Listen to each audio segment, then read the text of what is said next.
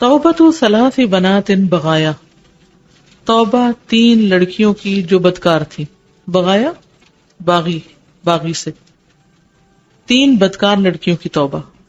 قال الحسن ابو جعفر، حسن ابو جعفر نے کہا، کان لقمان الحبشی، تھا لقمان حبشی، عبدن ایک غلام، لرجل ایک شخص کا، وہ ایک شخص کا غلام تھا.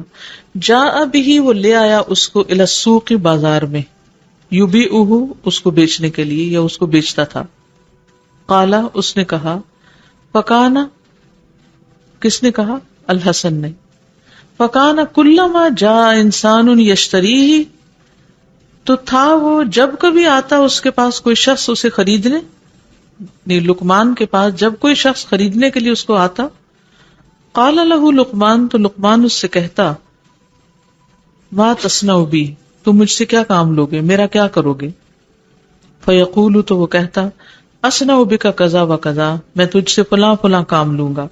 فیقول، تو لقمان کہتا، حاجتی الیک، میری درخواست ہے تیری طرف، اللہ تشترینی، کہ تم مجھے مت خریدو، یعنی میں اس کام کے قابل نہیں ہوں، تمہیں فائدہ نہیں ہوگا یہ خرید کے مجھے.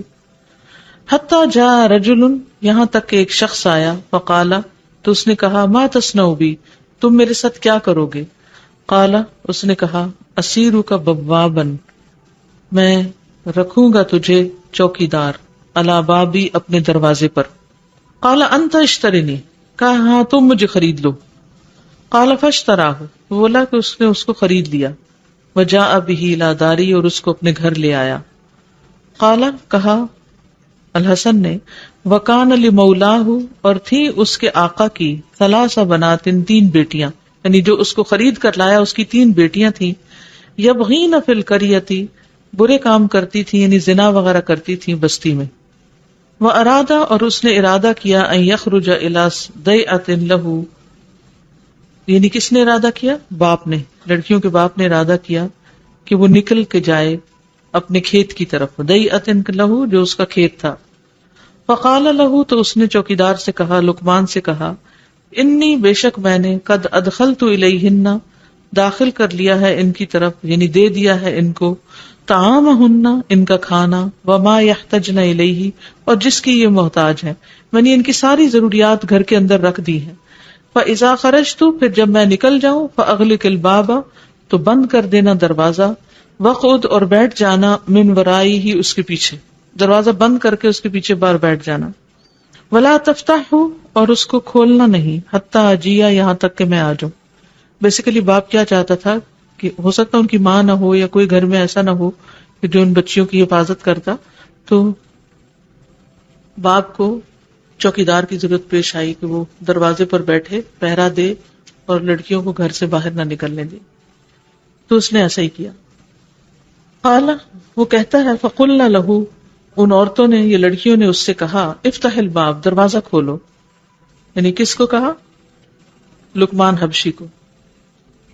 فابا علیہن، تو اس نے ان کا انکار کر دیا، بات نہیں مانی. فشججنہ، تو انہوں نے اس کا سر پھاڑ دیا. فغسل الدم، تو اس نے خون دھو لیا. وجلس، پھر بیٹھ گیا، خون دھویا اور بیٹھ گیا.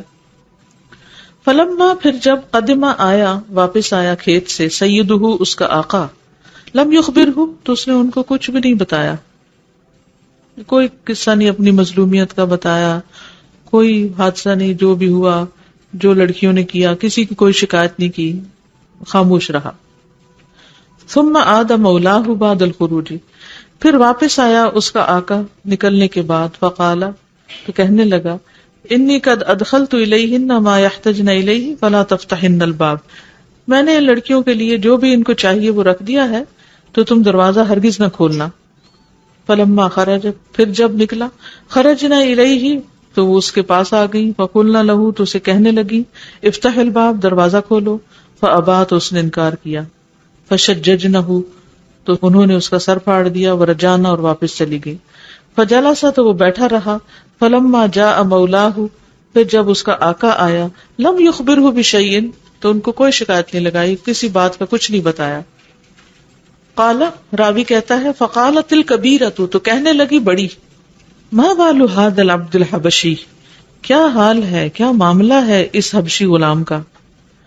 اولا بطاعت اللہ عز وجل منی، یہ زیادہ لائق ہے اللہ کی اطاعت کے مجھ سے بھی. اللہ عز وجل کی اطاعت مجھ سے بڑھ کر کرنے کے قابل ہے یہ. واللہ لأتوبن، اللہ کی قسم میں ضرور توبہ کروں گی. فتابت، تو اس نے توبہ کر لی. وقالت الصغرا، اور چھوٹی کہنے لگی ما بال هذا العبد الحبشی، کیا معاملہ ہے اس حبشی غلام کا، وهذه الكبرى، اور اس بڑی بہن کا. اولا بطاعت اللہ عز وجل منی، یہ زیادہ حقدار ہیں اللہ عز وجل کی اطاعت کے مجھ سے. واللہ لأتوبن، اللہ کی قسم میں ضرور توبہ کروں گی. فتابت، تو اس نے توبہ کر لی. وقالت الوسطی، اور درمیانی بولی ما بال هاتین، کیا حال ہے ان دو کا، وهذا العبد الحبشی، اور اس حبشی غلام کا. اولا بطاعت اللہ عز وجل منی، یہ سب زیادہ حقدار ہیں اللہ عز وجل کی اطاعت کے مجھ سے. واللہ لأتوبن، اللہ کی قسم میں بھی ضرور توبہ کروں گی. فتابت، تو اس نے توبہ کر لی.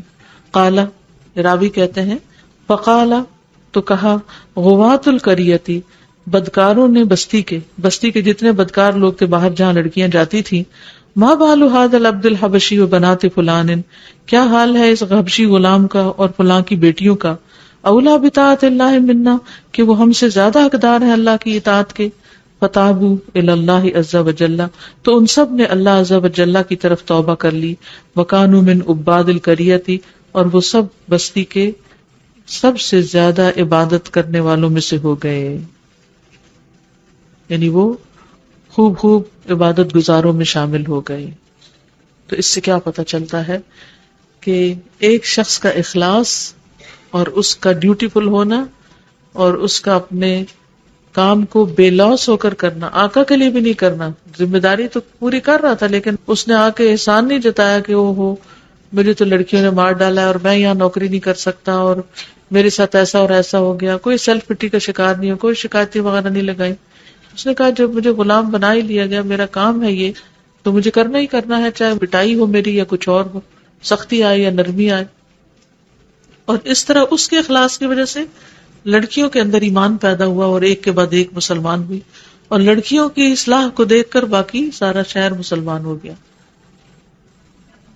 جی، غلام کے اندر جو اخلاص تھا، اپنی نوکری میں جو سچائی تھی، یعنی جو اپنے کام کو کام سمجھا. یہاں سے یہ بات بھی سمجھ میں آتی ہے نا کہ ہم بھی اللہ کے غلام ہیں، ہم بھی بندگی کر رہے ہیں، لیکن ہمیں ذرا سی رکاوٹ آ جائے، ذرا سی مشکل آ جائے، ذرا سی کوئی ناپسندیدہ چیز آ جائے تو ہم حال دھوائی مچا دیتے ہیں کہ میں کرنا تو چاہتی ہوں اچھے کام لیکن بڑی مجبوری ہے اور یہ حالات ٹھیک نہیں اور فلاں نے ایسا اور ایسا کیا ہے.